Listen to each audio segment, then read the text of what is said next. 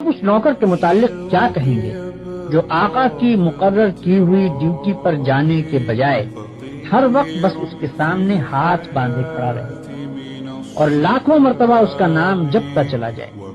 آقا اس سے کہتا ہے کہ جا کر فلاں فلاں آدمیوں کے حق ادا کر، مگر یہ جاتا نہیں، بلکہ وہیں کھڑے کھڑے آقا کو جھک جھک کر دست سلام کرتا ہے اور پھر ہاتھ باندھ کر کھڑا ہو جاتا ہے۔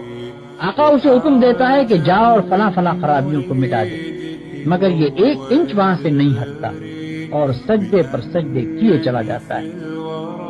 آقا حکم دیتا ہے کہ چور کا ہاتھ کاٹ دے، یہ حکم سن کر بس وہیں کھڑے کھڑے نہایت خوش الہانی کے ساتھ چور کا ہاتھ کاٹ دے، چور کا ہاتھ کاٹ دے 20 مرتبہ پڑھتا رہتا ہے، مگر ایک دفعہ بھی اس نظام حکومت کے قیام کی کوشش نہیں کرتا جس میں چور کا ہاتھ کاٹا جا سکے۔ کیا آپ کہہ سکتے ہیں کہ یہ شخص حقیقت میں آقا کی بندگی کر رہا ہے؟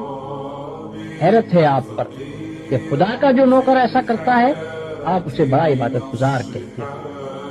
یہ ظالم صبح سے شام تک خدا جانے کتنی مرتبہ قرآن شریف میں خدا کے احکام پڑھتا ہے، مگر ان احکام کو بجا لانے کے لیے اپنی جگہ سے جنبش تک نہیں کرتا، بلکہ نفل پر نفل پڑھے جاتا ہے، 1000 دانہ تسبیح پر خدا کا نام جپتا ہے اور خوش الہانی کے ساتھ قرآن کی تلاوت کرتا رہتا ہے۔